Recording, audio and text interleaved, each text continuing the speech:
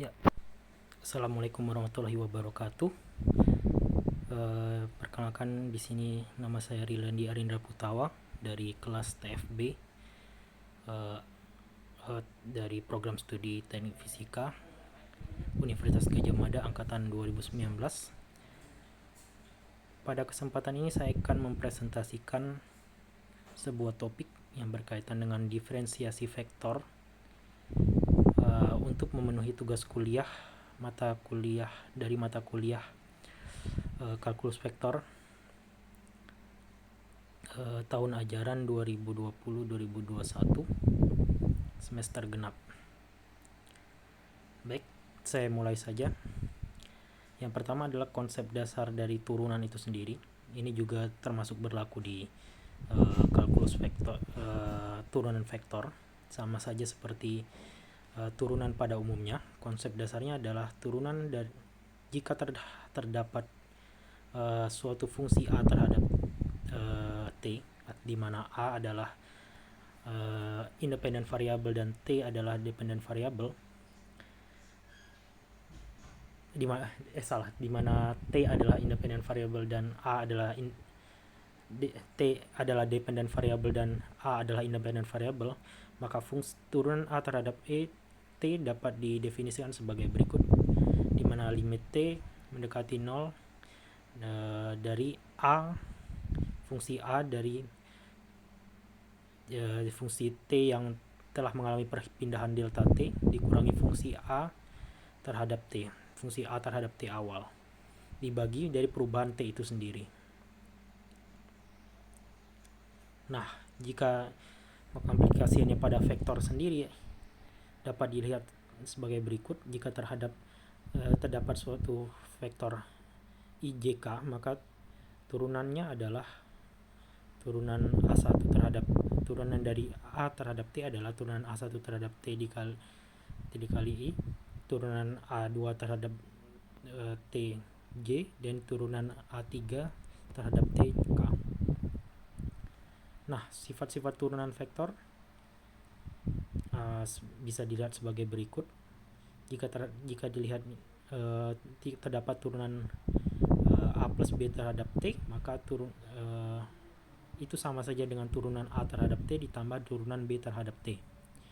Jika terdapat suatu turunan A dot B, maka itu sama saja dengan operasi A dot turunan B terhadap T dijumlahkan dengan turunan A terhadap turunan T dot B. Nah, jika terdapat turunan A cross B terhadap turunan T, maka dapat juga disamakan dengan A dicrosskan dengan turunan B terhadap T dijumlahkan dengan A turunan A terhadap T dicrosskan dengan B. Ingat, kalau pada perkalian cross, A cross turunan B terhadap T beda dengan turunan B terhadap T cross A. Tidak seperti pada operasi dot yang bisa berkebalikan, sama saja. Dan jika terdapat dua fungsi skalar, turunan terhadap T, turunan phi A dan terhadap T, maka dapat dilihat sebagai berikut. Nah, jika terdapat pula turunan dari A dot B cross C, maka juga dapat dilihat sebagai berikut, disamakan dengan A dot B cross turunan C terhadap turunan T ditambah A dot turunan B terhadap T dicrosskan C ditambah turunan A terhadap turunan T di dot B dan di cross C. Dan jika terdapat turunan A cross B cross C, maka sama saja dengan A cross B cross turunan C terhadap turunan T ditambah A cross turunan B terhadap T dicrosskan C dan dijumlahkan lagi dengan turunan A terhadap turunan T dicross dengan B cross C. Nah, selanjutnya ada turunan parsial. Ya, konsep dasarnya bisa dilihat sebagai berikut, sama saja dengan konsep turunan parsial pada umumnya. Kita lanjutkan saja.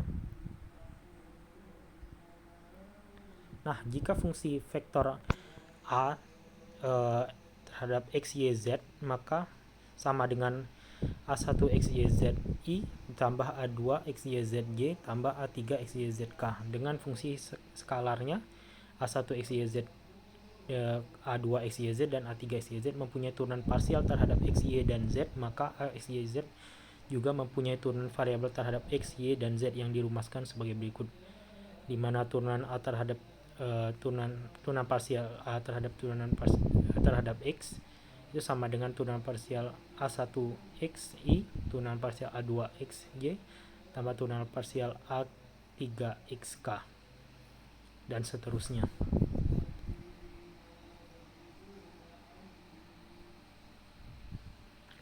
Nah, misalkan fungsi f sama dengan f x, y, z adalah fungsi vektor yang dapat diferensiasikan terhadap variabel x, y, dan z, di mana x sama dengan x STU y dan y STU, dan z sama dengan z STU adalah fungsi-fungsi skalar yang dapat diferensiasikan terhadap variabel st dan u, maka fungsi tersusun f dapat dituliskan dengan f sama dengan f x STU, y STU, z STU. Turunan parsial f terhadap variabel st dan u dapat diberikan sebagai berikut. Nah, ini berkaitan dengan turunan parsial. Simpelnya sih ketika dia ingin jika jika di dalam fungsi tersebut ada fungsi yang lain, maka katakanlah dalam fungsi s itu terhadap x itu terhadap fungsi s, maka fungsi turunan f terhadap s dapat dijabarkan menjadi turunan f terhadap x dikalikan turunan x terhadap s. Begitu pula dengan yang bagian y, turunan y f terhadap y dikalikan turunan y terhadap s ditambah turunan f terhadap z dikalikan turunan z terhadap s. Ini sama saja seperti konsep aturan rantai pada turunan pada umumnya. Hanya saja ini dioperasikan terhadap vektor tadi. Crash ya. Oke. Ini yang x ini sebenarnya adalah delta, cuman saya tidak tahu kenapa bisa crash seperti ini simbol-simbolnya. Jadi operator del atau nabla itu disimbolkan segitiga terbalik, di mana dia didefinisikan sebagai turunan terhadap turunan x, do per do x dikalikan i ditambah do per do y dikalikan y ditambah do per do z dikalikan k. Nah, bisa dilihat di sini yang bagian dalam kurung ini tadi adalah operator del.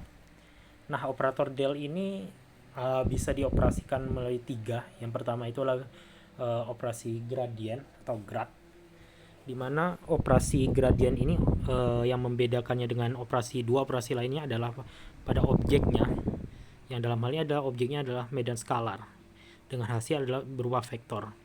Jika terdapat sebuah medan skalar v, maka operasi gradien terhadap v itu tadi dapat didefinisikan sebagai berikut, di mana do v per do x dikalikan i, jadi tinggal dikalikan saja seperti perkalian skalar terhadap vektor, gampang saja, tinggal masukkan saja ke atasnya. Terus do v per do yj ditambah do v per do zk, di mana hasilnya nanti akan berupa skalar. Nah, contoh soalnya sebagai berikut. Jika terdapat fungsi v tadi adalah 2xz pangkat 4 min x kuadrat y, maka do v pada titik 2 delta grad V pada titik 2 min 21 sama dengan berikut. Yang pertama tinggal dikalikan, maka yang fungsinya itu akan diturunkan 2xz pangkat 4 di min x kuadrat y akan diturunkan terhadap x, ditambah 2xz 4 min x kuadrat y yang diturunkan terhadap y, terus 2xz pangkat 4 min x kuadrat y yang diturunkan terhadap z, dimana masing-masing akan dikali IJK. Nah, yang pertama itu akan, jika diturunkan terhadap x, maka x-nya akan hilang karena x-nya pangkat 1, jadi 2z pangkat 4. Yang kedua, 2-nya turun, menyisakan x dan y, pangkat x-nya berkurang 1. Yang bagian i diturunkan di bagian y diturunkan terhadap y, yang pertama maka akan 0 karena hanya konstanta, dianggap konstanta. Yang kedua akan menyisakan x kuadrat, jadi tinggal x kuadrat min x kuadrat yang tersisa. Nah, di bagian yang k akan diturunkan terhadap z, maka yang pertama akan menyisakan 4 dikali 2 akan sama dengan 8, pangkatnya berkurang 1 menjadi z pangkat 3. X-nya tetap karena koefisien. Yang bagian x kuadrat dia akan menghilang karena tidak ada variabel z di sana. Jadi ketika diturunkan, karena dia dianggap konstanta, maka akan jadi 0. Nah, selanjutnya tinggal dimasukkan nilai 2 dan min 2,1 nya, dan hasilnya akan sebagai berikut.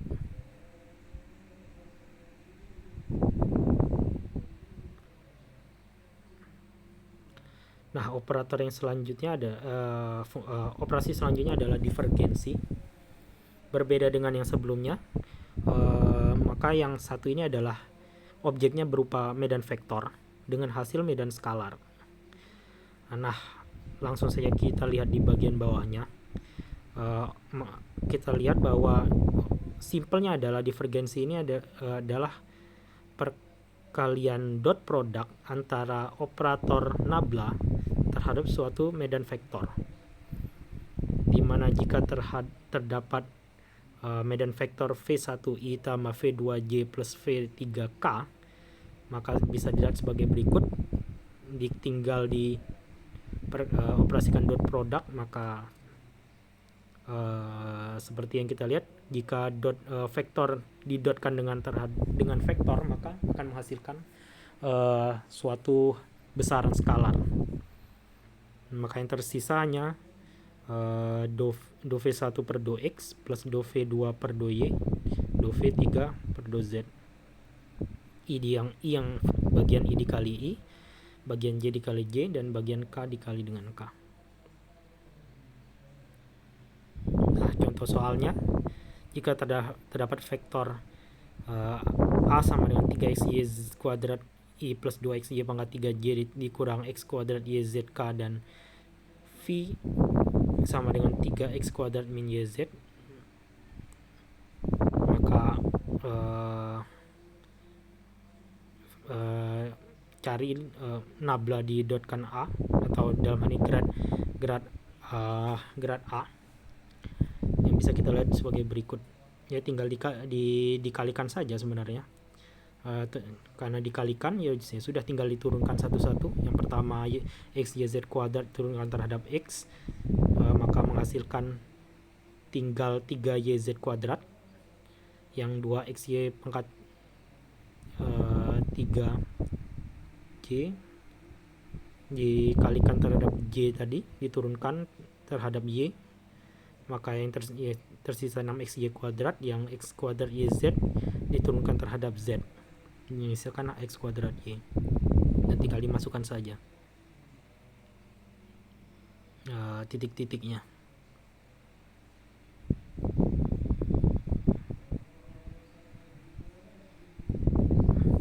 Nah, ini dikalikan dulu A dot dikalikan dulu antara ini dengan operasi di operasi grad dulu tadi, baru di divergensi. Untuk soal yang nomor 2 bisa dilihat langsung sebagai berikut, di mana 3x z kuadrat itu akan dan sebagainya itu akan didotkan dengan operasi vektor yang operator nabla yang telah dikalikan dengan besaran skalar v tadi. Nah, akan menghasilkan 3x z kuadrat i plus 2x pangkat 3j min x kuadrat yzk yang kemudian didot 6xi min zj dan min yk, dan hasilnya sebagai berikut. Tinggal dimasukkan saja, gampang saja. Nah, selanjutnya yang terakhir adalah operator curve, di mana objeknya adalah sebuah medan vektor dan akan menghasilkan medan vektor. Berbeda dari yang sebelumnya akan menghasilkan medan skalar, maka yang satu ini akan menghasilkan medan vektor. Sudah seperti yang kita kira, jika sebelumnya operasi dot, maka yang satu ini adalah operasi cross.